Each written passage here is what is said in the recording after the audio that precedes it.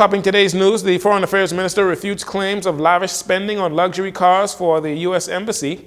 Government and opposition butt heads over fire trucks on Grand Bahama. The housing minister rebuffs the opposition's leaders' criticism on housing. LPIA to get an upgrade on one of its major runways, and stolen cars continue to be a problem in the capital.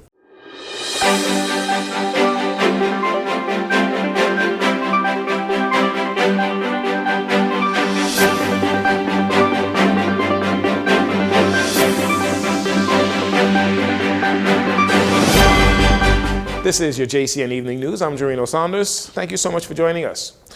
During proceedings in the House of Assembly today, members debated a compendium of financial services bills, with the principal bill being a bill for an act to modernize the law governing transaction in movable property security interests. However, before they began debate on the new bills, the Minister of Foreign Affairs, Fred Mitchell, sought to address comments made last week by opposition member for St. Anne's, Adrian White, who accused the government of purchasing 3 luxury BMW cars in the past 2 years.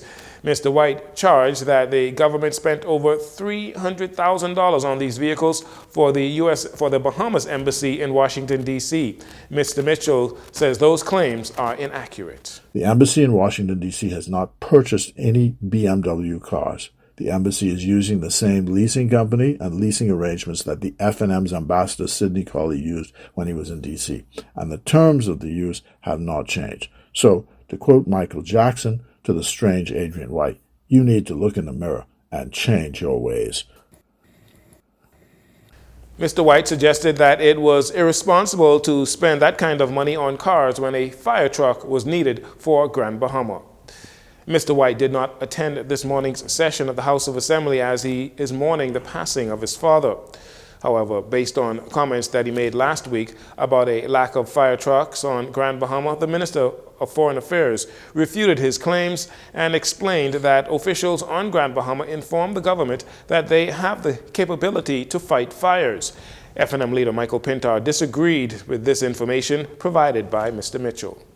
That we believe it is a complete mischaracterization about the state of affairs in Grand Bahama as it relates to fire. Tremendous amount of anxiety have been suffered and continue to be suffered by residents in Grand Bahama because of the fires. We have spoken to reserve police officers as well as officers and other officials, residents in Grand Bahama who we represent. And they are anxiety stricken and they know that the state of affairs is not acceptable as it relates to fire trucks. So it is shameful for any member to come in this house who don't live in Grand Bahama to talk nonsense about being satisfied about the state of affairs in Grand Bahama. In response to Pintard, Mr. Mitchell accused the opposition leader of mixing the issues, followed by the Minister of National Security, Wayne Munro, whose portfolio holds the Royal Bahamas Police Force Fire Division.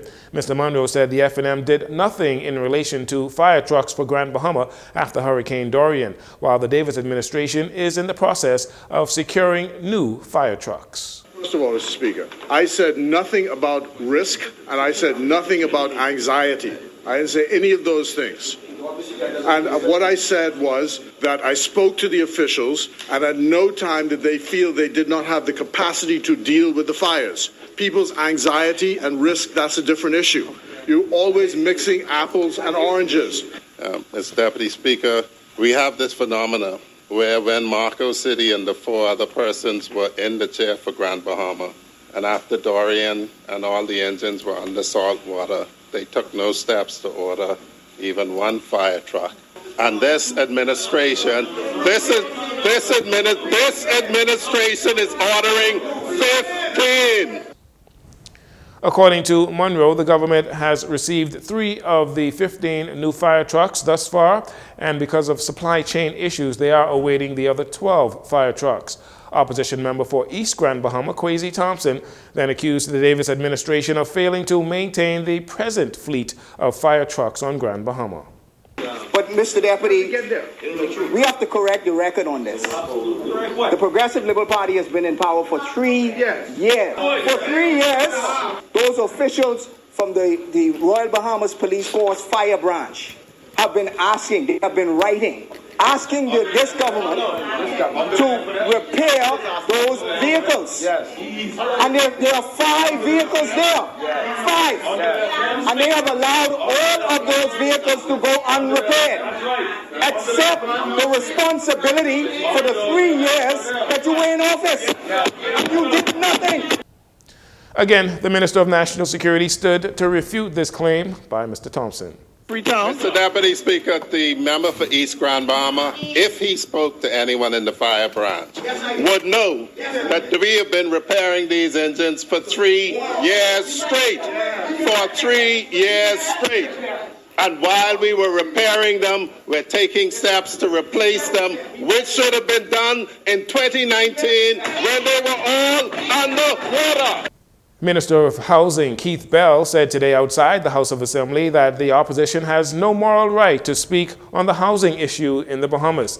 This comes in response to FNM leader Michael Pintard's comments on Tuesday criticizing the Davis administration for what he claims just acknowledging the housing crisis, just now acknowledging the housing crisis. Pintard called for the government to lay out a concrete plan to address the affordable housing issue. Minister Bell responded with this. Well, the opposition has no moral authority whatsoever, including the leader of the opposition himself, because under his administration, of which he was a part of, and he may not be the prime minister, but in the constitution, there's what is called collective responsibility. So he sat as part of administration and did not build one home. So they have no moral authority whatsoever to address anything to do with housing as far as I'm concerned. Minister Bell recently revealed in an interview that the government is reviewing the Rent Control Act in light of rising rental costs to determine what provisions may need to be amended. As 2 bedrooms, 1 bath, and apartment nowadays, well, they used to cost about $600 to $800. They're now costing between $1,000 and $1,500 per month. Last week, critics took to social media accusing the government party of spending an unnecessary amount of funds when they sent a ZNS News team to Washington, D.C. for the inauguration of President Donald Trump. Miles LaRota, the minister responsible for information and broadcasting, cleared those rumors during this morning's session in the House of Assembly. The Broadcasting Corporation of the Bahamas wishes to address recent comments regarding ZNS's coverage of President Trump's inauguration in Washington, D.C. Assertions that the trip cost over $200,000 are categorically false and misleading. The total cost of the mission was $20,757.29 for a 9-member team. Additionally, sponsorships totaling $32,500 were secured, resulting in a net revenue of just under $12,500 for the corporation. This trip was approved by the chairman of the BCP on behalf of the board. Mr. LaRota also gave an account of the people that were on that trip. The ZNS team, upon invitation from our ministry, delivered extensive news coverage across all platforms, including live broadcasts and interviews with key figures such as the Bahamas Ambassador Wendell Jones, Dr. Ben Carson, Congresswoman Maxine Waters, South Carolina State Senator Kent Williams, Armstrong Williams, Bahamas Ambassador to the OAS Chet Nemor, and Austin Cooper. The minister says it was vital that a team representing the Bahamas made an appearance at the inauguration. The inauguration touched on topics like climate change, migration, and economics. And finally, in this segment, next month, major upgrades will begin on runway 1432, the section at the Lynden Pindling International Airport. The Nassau Airport Development Company says on February 3rd, the extensive rehabilitation project will begin. The 2-month project represents a capital investment of approximately $10 million and is expected to conclude before the peak Easter travel period. Jonathan Hanna, Vice President of Operations at NAD, says while minor delays may occur during peak operational periods, their goal is to ensure smooth operations throughout the project. The runway was last rehabilitated in 2006 And once completed, the upgrades will include the replacement of approximately 484,000 square feet of asphalt pavement, extending the runway's life and improving the safety and reliability of the airfield at LPIA. You're listening to JCN News. We'll take a break here. We'll be right back after these commercials.